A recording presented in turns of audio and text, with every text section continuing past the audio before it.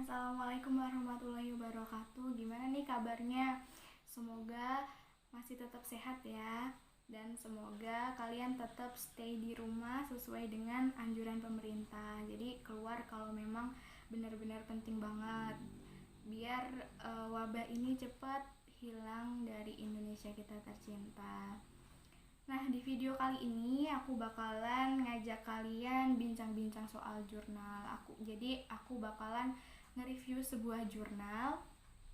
Kalian pasti udah sering ya baca-baca artikel jurnal atau mungkin sudah publikasi jurnal atau buat jurnal.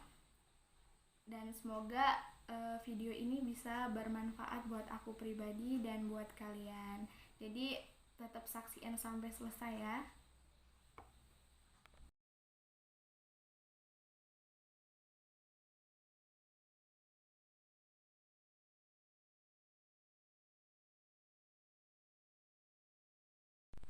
Jadi artikel jurnal yang bakal aku review, judul artikelnya adalah The Analysis of Sociopolitical Fiction Novel, Binary Opposition and Deconstructive Reading Method, or Case Study of Indonesian Novel entitled Orang-Orang Proyek by Ahmad Tohari.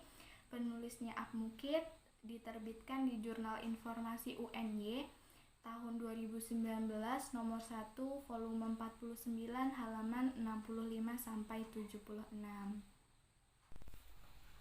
Jadi memang jurnal ini termasuk masih baru karena terbitnya baru tahun lalu ya, tahun 2019.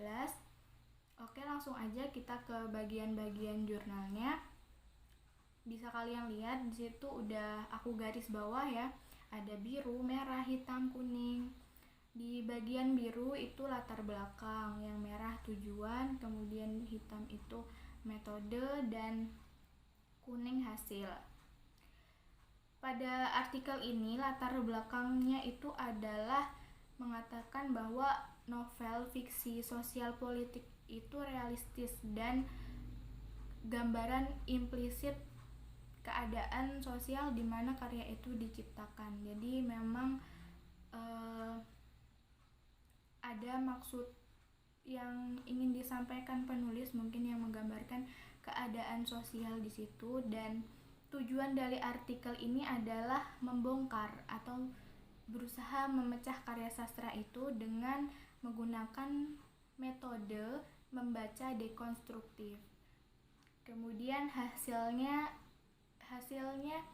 penulis berharap dapat menambah wawasan kepada pembaca untuk menentukan metode dan teknik membaca suatu karya sastra yang tepat sesuai dengan tujuannya. Kemudian yang tidak kalah penting ada di bagian abstrak, itu adalah keywords atau kata kunci. Di sini ada 5 kata kunci: community atau masyarakat, deconstructive reading method, fiction novel, ironi, sosiopolitika. Nah, itu tadi bagian abstrak. Jadi abstrak itu merupakan ringkasan keseluruhan isi jurnal. Kemudian di bagian selanjutnya itu ada pendahuluan. Bisa kalian lihat juga udah aku garis bawahi poin-poinnya.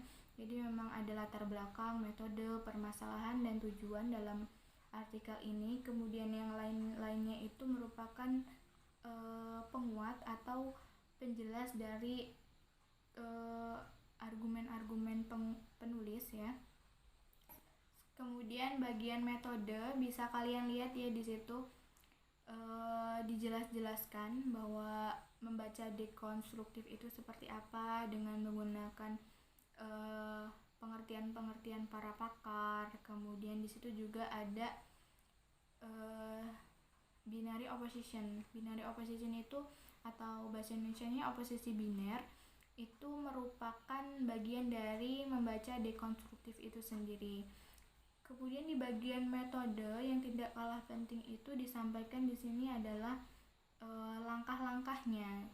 Bagaimana langkah membaca dekonstruktif itu. Jadi yang pertama mengidentifikasi hierarki oposisinya, kemudian yang kedua menemukan atau mencari oposisi terbalik, kemudian yang terakhir adalah melihat atau menemukan keresahan-keresahan yang timbul atas dasar upaya-upaya untuk menutupi kesalahan, jadi untuk menutupi kebenaran gitulah. Kemudian yang terakhir di bagian metode ada ironi storyline. Nah, ironi itu juga sama halnya seperti pertentangan yang beda antara gambaran dengan kenyataannya gitu. Kemudian bagian selanjutnya itu ada pembahasan. Jadi di pembahasan itu biasanya memang ada subbab-subbabnya ya, seperti dalam artikel ini ada beberapa subbab. Yang pertama ada binary opposition of pro-party government projects. Jadi oposisi biner pada orang yang pro dengan partai politik gitu, yang ada di dalam novel. Kemudian binary opposition of honesty or fraudulence, itu jadi oposisi biner antara kebenaran dengan kecurangan. Kemudian antara ruler or subordinate, itu jadi bawahan dengan atasan. Kemudian opposition of mythos. Kemudian power of hands or taking, who is the winner, itu jadi mana nih yang unggul, mana yang menang antara kebenaran dengan taking, itu penipuan atau kecurangan itu ya. Kemudian yang terakhir the irony of orang-orang proyek, ironi yang terjadi pada orang-orang proyek. Nah, jadi oposisi itu tadi kan pertentangan. Jadi di setiap pembahasannya ini ditunjukkan pertentangan-pertentangannya, seperti antara pertentangan dengan bawahan atasan, kemudian pertentangan antara kebenaran dengan kecurangan. Di situ tokoh yang paling menonjol itu adalah Kabul dan Dalkijul. Nah, Kabul ini adalah insinyur proyek, kemudian Dalkijul itu atasannya.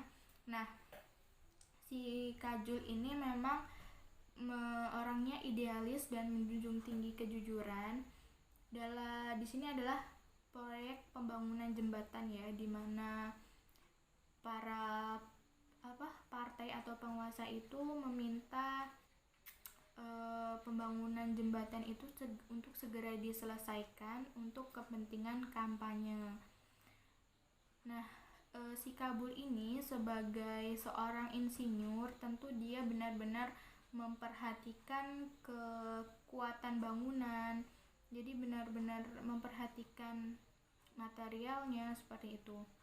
Sedangkan dalam pembangunan ini mereka dipaksa untuk melaksanakan pembangunan dengan waktu yang singkat, kemudian dengan menggunakan dana yang benar-benar bisa memanfaatkan dana dengan baik.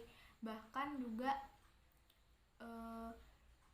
material-material itu juga menggunakan material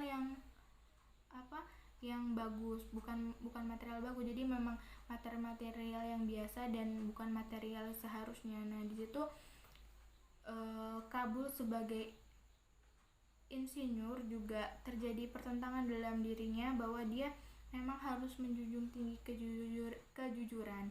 Ketika nanti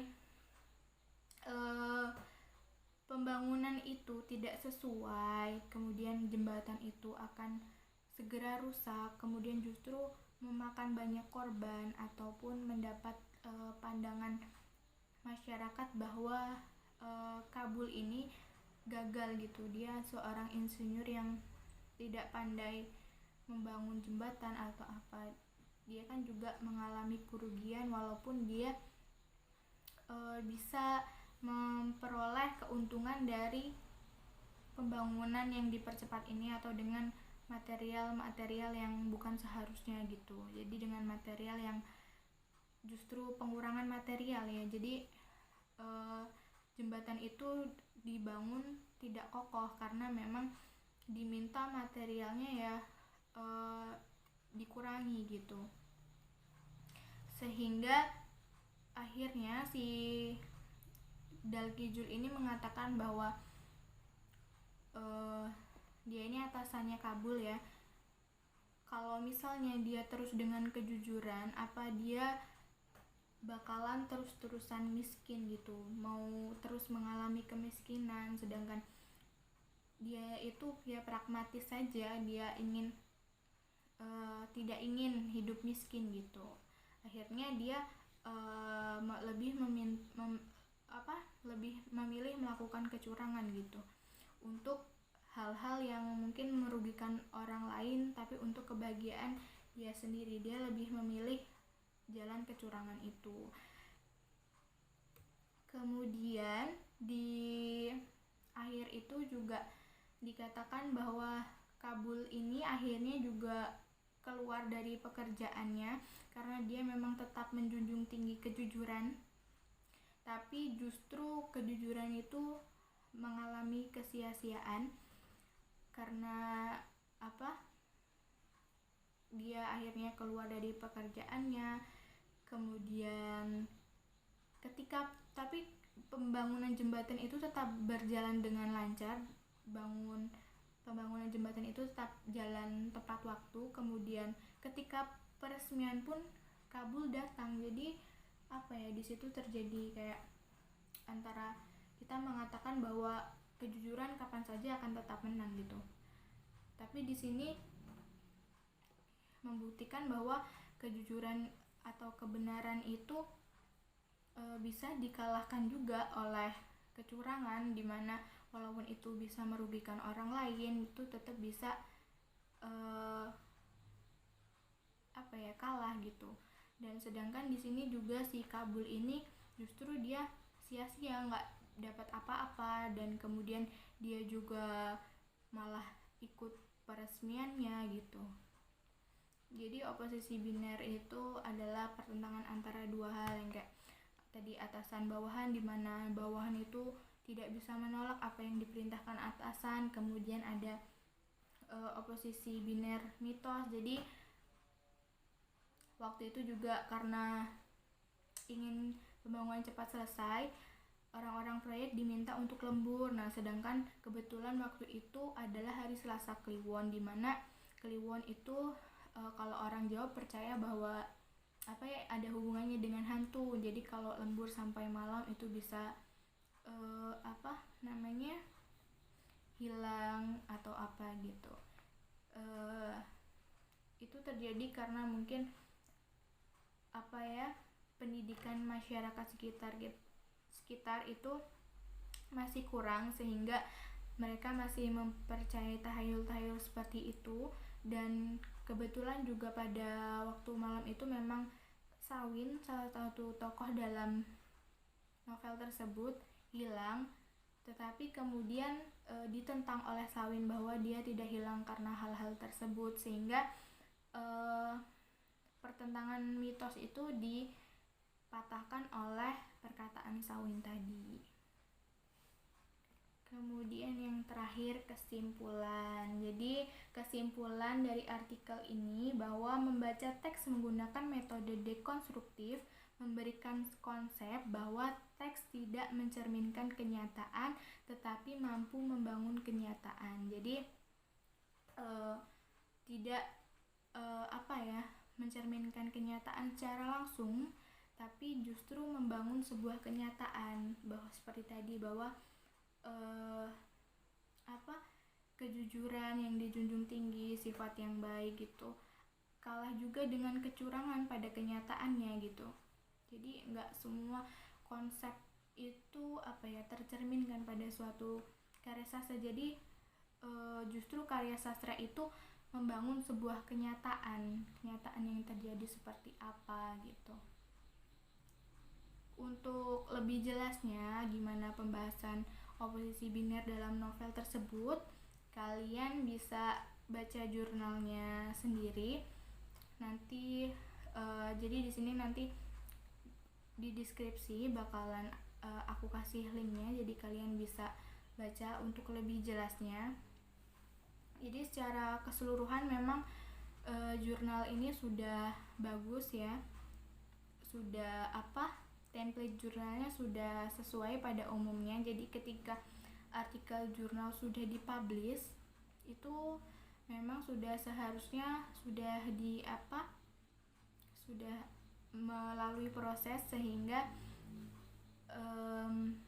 template jurnalnya itu sudah sesuai dengan gaya dimana jurnal itu terbit. Ini kan tadi di jurnal informasi ya, berarti template jurnalnya sudah sesuai dengan template jurnal informasi. Jadi jurnal informasi sendiri itu juga sudah terakreditasi Sinta 2. Jadi memang sudah seharusnya jurnal artikel jurnal yang dipublikasikan itu adalah jurnal-jurnal yang memang sudah memiliki kualitas baik gitu. Seperti halnya dengan jurnal yang di review ini, menurut saya juga udah bagus, mudah dipahami. Nah, mungkin itu aja dari aku. Mohon maaf apabila ada kesalahan kata atau kesalahan dalam mereview, karena aku juga sama-sama belajar gitu. Sekian dan terima kasih. Wassalamualaikum warahmatullahi wabarakatuh.